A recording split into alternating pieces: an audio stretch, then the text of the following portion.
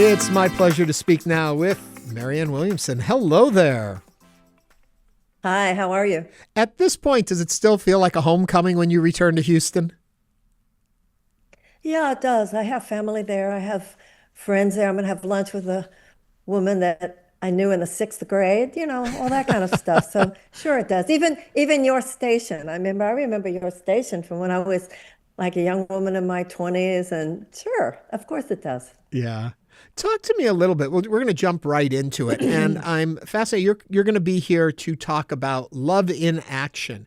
And I'm curious, as I look at today's world, are we sorely lacking in love these days? Well, that's an obvious question with an obvious answer, isn't it? Mm-hmm. We so peripheralized in the functioning of our society, integrity, ethics, democratic values, humanitarian values, more and more, so that corporate profits, huge behemoth corporate entities, and their minions in government could basically displace the safety, health, and well-being of the American people and the people of the world. This has been going on for decades. It's caused tremendous destruction, pain, suffering, and despair, including economic, a $50 trillion transfer of wealth over the last 50 years into the hands of a very few Americans, to the point where not just a callousness, not just a carelessness, but even a cruelty on the part of government functioning is now considered permissible. So to say that we've swerved off track is an understatement. Mm-hmm. Now, for me personally, I think it's also important to remember that there have been other times in our history when we have swerved off track in the most heinous ways, slavery being the obvious one. But when we have so swerved off track before, generations before us made sure that we got back on track, whether it was the abolitionist movement, the women's suffragist movement, early labor organizers, civil rights movement, and it's simply our turn.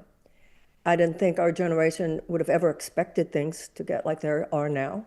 But it's time for us to put on our big boy and girl pants and be the men and women that we're capable of being, because we have a job to do to nothing less than save our democracy at this point. As someone who speaks and, in a sense, preaches about love, was the turn to politics an odd turn or something that was necessary? Well, not at all. To me, all that politics is our collective behavior. All that a nation is a group of people. So if the core conversation in the heart of an individual is what I'm doing the right thing? Is it righteous behavior? Is it honest? Does it have integrity? Is it thinking about others and not just myself? Is it serving something higher? Why should that not also be the core questioning in regards to public policy? Mm-hmm. I mean, if you read any book, for instance, about the Civil War, I think a lot of Americans would be surprised how much of the conversation preceding the war was an argument over, does the Bible allow slavery or does the Bible not allow slavery? I mean, this very overly secularized, I believe overly secularized, uh, dominant political conversation. A lot of that separation under the guise of respect for separation of church and state, which is not how our founders intended it to be used. This overly secularized conversation is actually an aberration. Historically, Americans have talked about the deeper philosophical issues, the deeper moral issues. Now, the right side of the American political spectrum has always been more focused on issues of personal morality, while the left side of the American political spectrum was more focused on issues of public morality. And I think it's done great harm to the left that we stop doing that. Economic justice is a moral issue. Whether or not to invade a country that's never done anything to you is a moral issue. Destroying your planet and your food supply so that you can get corporate profits is a moral issue. So for me, there's really no border there, some big brick wall between talking about the the philosophical and moral issues, and I don't mean religious dogma here. I'm talking Mm-hmm. about, what is the good thing? What does it mean to be good? That to me applies as much to public policy as it does to individual behavior. Some would say that when you look on to the right and the more conservative voters, that their leadership is talking in one way and supporting a set of ideals that don't really necessarily align with the majority of Americans. But when it comes to voting, they continue to get voted into office. What do you think is at play there? Why does that message in some way resonate with what some would say is the exact group of people who get harmed by it? You know, I've been talking for years, even as a presidential candidate twice, that there are deep psychological elements involved in creating political movements. And of course, I was kind of mocked and derided by this, as though that wasn't a sophisticated enough conversation. Anyone who cannot see the psychological issues involved, for instance, in any kind of political cult, even in the slavish devotion to Donald Trump, despite the fact, as you said, that too often he's promoting policies that actually proactively harm some of his most ardent supporters.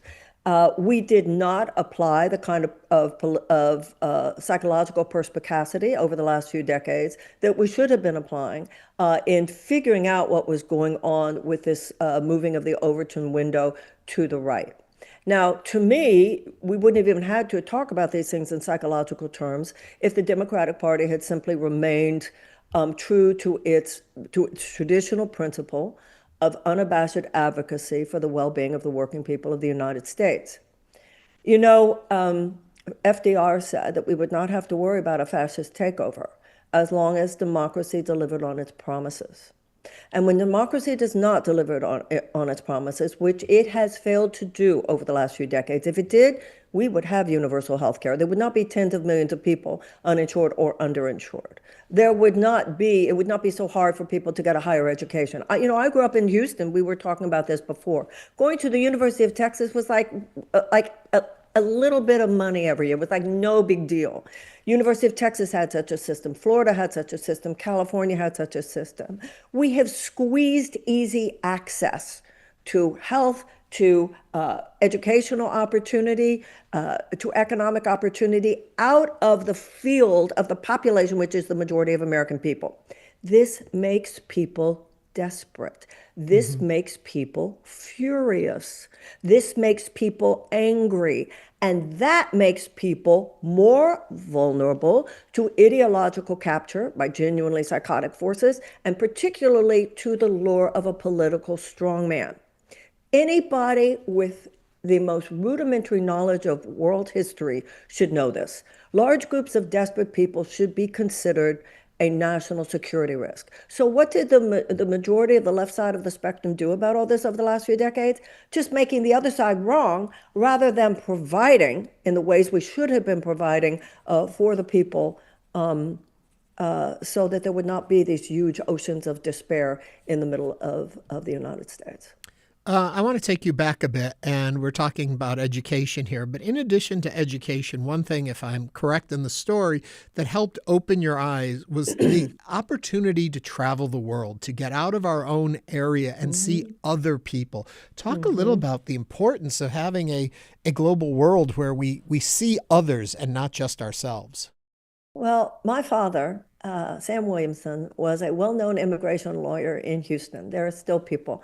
My father was born in 1910. I still meet young immigration lawyers who say, your father was Sam Williamson. Of course, my brother is Peter Williamson, also an immigration lawyer there in Houston. My father, in addition to a childhood in which the plight of the immigrant was so front and center in my consciousness because of my father's work. My parents were ardent world travelers. In the seventh grade, I went to Pershing Junior High School. In the seventh grade, I came home.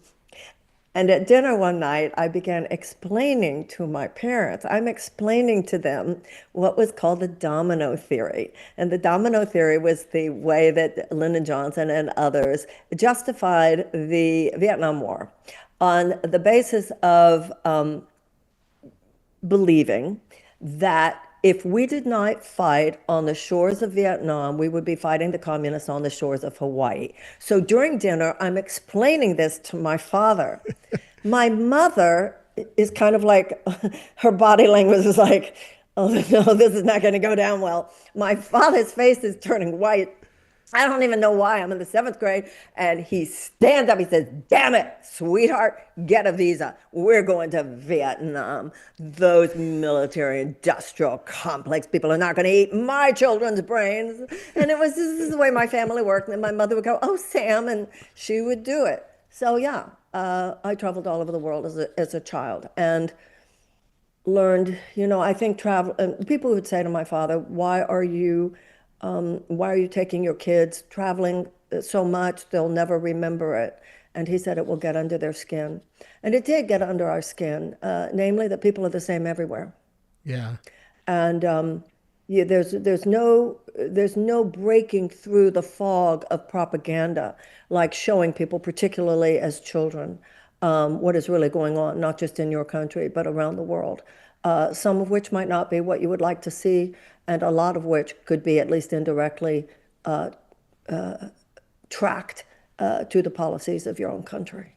You talk of personal growth by going out and being part of the world as opposed to isolationism. When you look at a country moving more towards isolationism or being part of the world, do the same rules, lessons apply there? Well, yes, of course it does, because I don't believe that God sees any of us. I don't think God loves anyone more than he loves anyone else. I don't think God loves any nation more than he loves anyone else. I think we are a family of man, as it were. And I think that in order for us to ensure any level of reasonable guarantee that our grandchildren and great grandchildren will even be able to survive on this planet over the next 100 years, we are simply going to have to move into a new era of collaboration. Hmm. The era of any nation state dominating others is simply, the world is too dangerous for that, whether it has to do with nuclear power, whether it has to do with AI, whether it has to do with environmental issues. The paradigm of thinking and then how that paradigm is reflected in domestic and foreign policies is simply going to have to change. We are living at a time of such critical decision making for the species. This is not just about any one country. This is for the species itself. Our our primary behavioral patterns, and I'm talking about the entirety of humanity now, Hmm. is becoming they are becoming increasingly malfunctional for the survival of the species. So we are going to have to move into, as Martin Luther King said, we are going to learn to live together as brothers, or we're going to die together as fools. And I believe that we have enough people on this planet for whom that thought is simply common sense. The problem is not that the people of the world don't get this. The problem is governments. The problem is economic and political forces, which who that see it in their best interests to support such a conversation, to suppress such a conversation, and to suppress the kind of policies and behaviors that would take us in a different direction. When did your eyes get open? You talk about the traveling, the seeing the world, the realizing that there's so many different us's out there, but so much commonality between us. And I know you kind of, I don't know if joking is the right word, but refer to your 20s as maybe your wasted decade, but we're all growing during those times. What was it that opened your eyes that allowed you to become the person I'm speaking to today with 16 books, 4 New York Times bestsellers, on and on and on? Well, I think you made a good point. We're all growing. I look back at it now and I don't see it as a wasted decade at all. I actually see it now as a very important decade. I think the 20s are hard. I think it's a big message to say to our own young people today, to make the point that they're hard, but they're not a mental illness. But they are hard. It's a Yeah. period of individuation. And I think of many of the things I experienced at that time as now being foundational in ways that are absolutely positive to the things that would occur in my life later. I didn't change as a person. That's not what happened. My 20s were pretty garden variety. I was a young woman hanging out at Pacifica. I mean, there was nothing different about my coming of age. I think if anything is unique, it's that it's not unique at all. I simply saw through the eyes of my generation. Hmm. So I came to believe, based on my own experience, that any contribution I might make uh, would be best within the field of spiritual and personal growth. That's just the way things unfolded for me. I was always interested in issues of the higher mind, whether it had to do with going to New Age bookstores in Houston, or whether it had to do with studying Heidegger and Schopenhauer and other, Western philosophers, whether it was Eastern or Western, exoteric or esoteric. I was very interested in it, and I seem to have some talent at expressing it. Hmm. At that time, during those years, it wasn't like I didn't care about political issues. I grew up in a very politically aware environment. It was simply that was a time when, if only you vote Democrat, everything will be basically okay. And what I witnessed was how the Democratic Party as well became unduly influenced by its donor base, to the point where I felt that there was an inadequate resistance within the establishment Democratic Party to the corporate takeover represented by so much of the Republican agenda. And that's when I began to see, in the 1980s, when my career began, I very soon in my work was up close and personal with the ravages of the AIDS community and what AIDS was doing. And out of that, uh, the joke used to be, you don't call Marianne when things are going well. Whether it was whatever the disaster was in people's lives, Yeah. I tended to often be there in the most agonizing hours. But in the 1980s in the United States, we were still a country where most of the people I met who were going through deep crises, whether it had to do with a diagnosis of a critical illness or bankruptcy or anything like that, it was the exception rather than the rule. By the end of the 90s, I began to see something very different. And I began to meet more and more people for whom the condition of crisis was the rule rather than the exception. So the problem wasn't just the diagnosis of the disease. The problem was that they didn't have health care. The problem wasn't just that someone couldn't find a job. The problem was that they couldn't support a family on just one job. I began to see up close and personal the conditions of desperation that were very different than the America I knew even when I was in my 20s. None of us had anything, but we weren't worried about it because it wasn't that hard to get into the game. Hmm. Meanwhile, when my career began, I had the great good fortune of Oprah Winfrey opening so many doors to me. So as a consequence, I lived a life. My mother used to say, "You're very socioeconomically well-traveled." I spent time among some of the most advantaged, even billionaire class in America, and a lot of time professionally with some of the least advantaged. And Hmm. this was not about good people versus bad people. It wasn't about nice people versus not nice people. We're talking systems here, not individuals. But I saw how deeply unfair this country had become. And at that point, I thought you need to do more than just be there to help individuals in crisis, or as they say today, help people be resilient. Why in the country, richest country in the world, do people have to be so freaking resilient? What is going wrong at the bottom of things? Where is the deeper foundational levels of injustice that must be addressed? Or the despair will just accumulate, deaths by despair, so many signs that things were going very, very wrong. The red lights have been blinking for a very long time. In my mind, a fascist threat becomes inevitable at such a point, and that's simply any reading of history.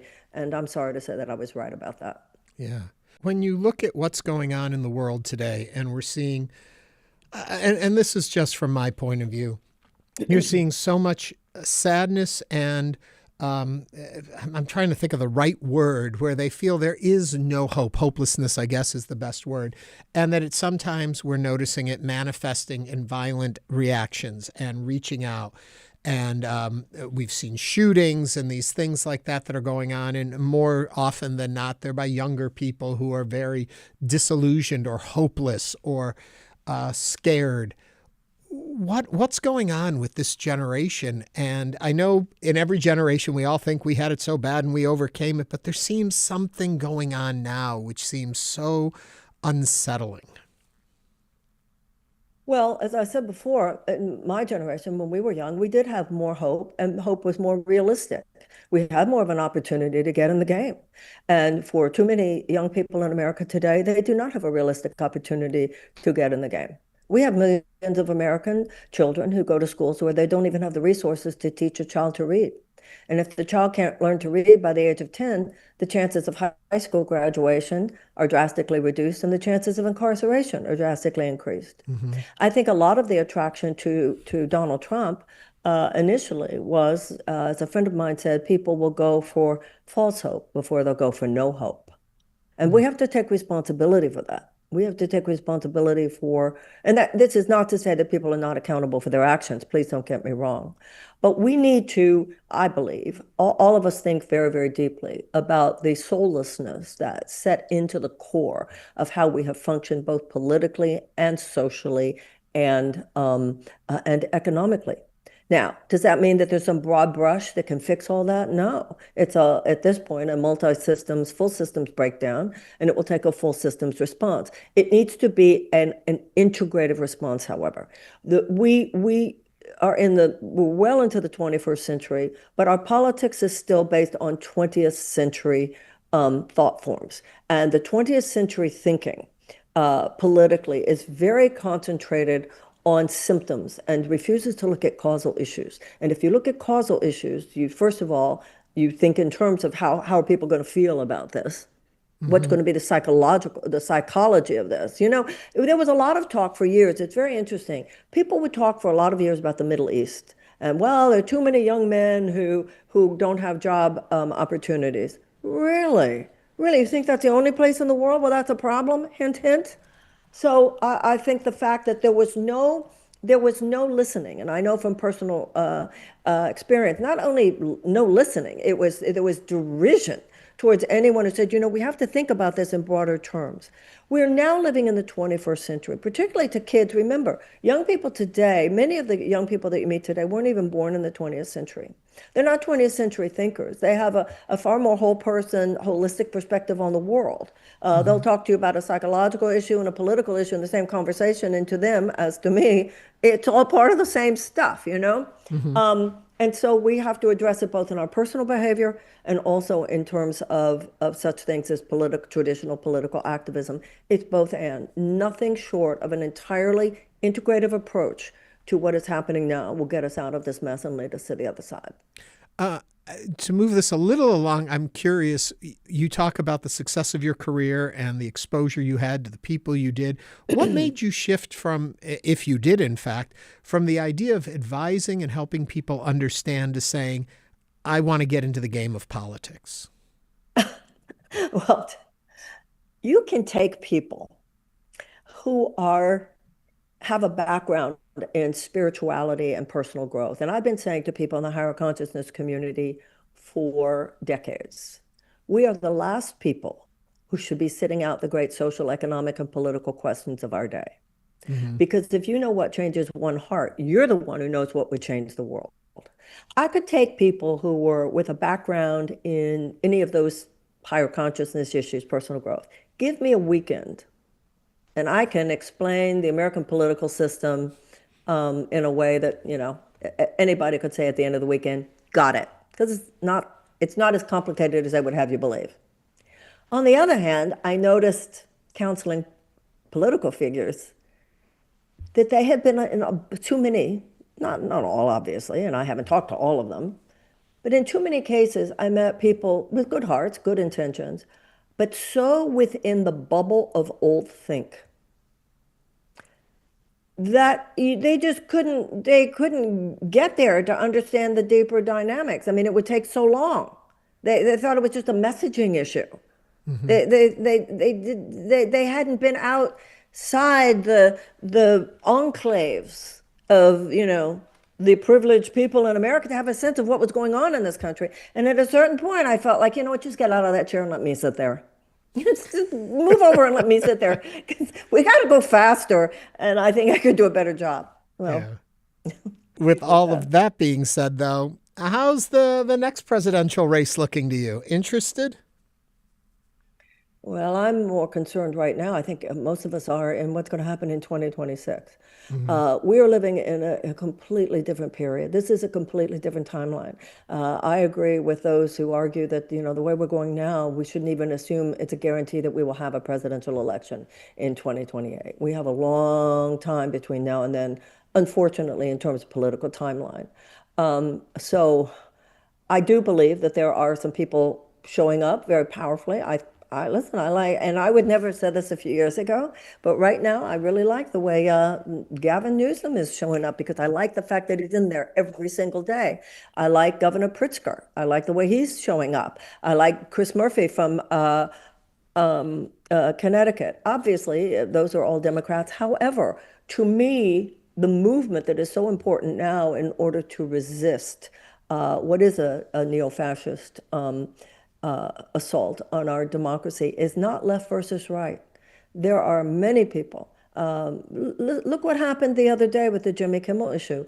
Hmm. Senator Cruz was one of your loudest voices saying, hell no, Brendan Carr, get back in your lane. Government's not going to tell ABC not to let that guy on. So it's really important not to see this as left-right. This is pro-democracy versus those who, for their own purposes, would like to basically demolish our democracy in order to impose a corporate dictatorship. So we certainly need someone in 28 who will be able to speak to the deeper truths of what's going on. But once again, right now, we have to be where we are in this moment.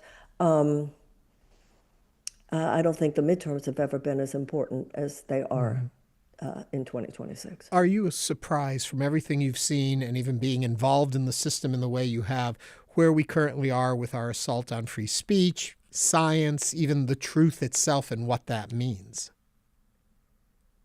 I ran for president twice saying it's going to happen. Yeah. I mentioned before, people laughed at me when I talked about the dark psychic force of the collectivized hatred that he was inspiring in this country. You can laugh at the language because I was a little nervous maybe with psychic force. If I had said psychological force, maybe it would have been more acceptable to the elite. Hello. So, I mentioned before FDR saying we will not have to worry about a fascist takeover as long as democracy delivers on its promises. To me, if you look at that, if you flip that, that means that if democracy does not deliver on its promises, then expect a serious effort at fascist takeover. So am I surprised? No. Shocked, yes. Horrified, yes. For me, as well as for others, it's beyond my worst nightmares, but my nightmares were already happening or I would never have run. I feel very strongly about the role of spirituality in collective change. Even if you look at the great social justice movements in the history of the United States, among white Americans, obviously abolition was a segregated movement, but among white Americans, the abolitionist movement emerged from the early evangelical churches in New Hampshire. Among the women who were the leaders of the suffragist movement, this emerged from their Quakerism. And let's not forget that Dr. King was a Baptist preacher. He said it was time to inject a new dimension of love into the veins of human civilization.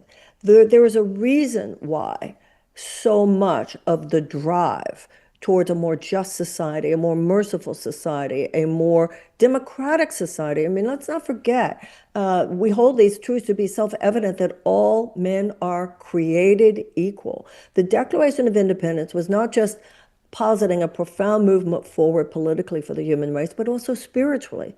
The very idea we were kids, we learned about the divine right of kings. For centuries, they said God gave power to the king. We were saying, no, God gave the power to everybody, granted by their creator with the inalienable rights of life, liberty, and the pursuit of happiness. This is not something to ignore. Not only, and like I said, the greatest movements forward have been based on people who not only would not ignore those things, but stood on those things and had faith in those things and were willing to resist any forces that would do otherwise. Now, what we have now, as you in Texas are well aware, we have a Christian nationalist movement that is using the cover of Christianity to hide what is a worldview decidedly at odds with the teachings of Christ. That's why there's so much national attention on Texas and on the work of progressive Christians such as James Tallarico. Now, I also believe that the inner life is more powerful than many people believe. The inner life, religion, spirituality, meditation, deep reflection, we are now learning, science is now proving, this is not just about quote unquote making you feel better. This is not just about learning how to cope. This is not some low-level, unsophisticated pursuit. We are now learning about the laws of consciousness, and we are learning about, first of all, what is happening politically in this country now is an assault on our nervous system. We have to see ourselves right now as political and spiritual athletes. That's why in order to endure this time, much less transform it, you have to take care of yourself. You have to regulate yourself emotionally, psychologically, intellectually, in order to be able to, as I said, endure. Now, there's a quote that someone showed me that I believe speaks to this so profoundly. It's by a Nobel laureate called Ilya Prigogine, I think it would be. Listen to this. When a complex system is far from equilibrium, small islands of coherence in a sea of chaos have the capacity to shift the system to a higher order. That's huge. We're living at a time of chaos, and the temptation is to constantly be playing whack-a-mole because they're attacking us on every possible level.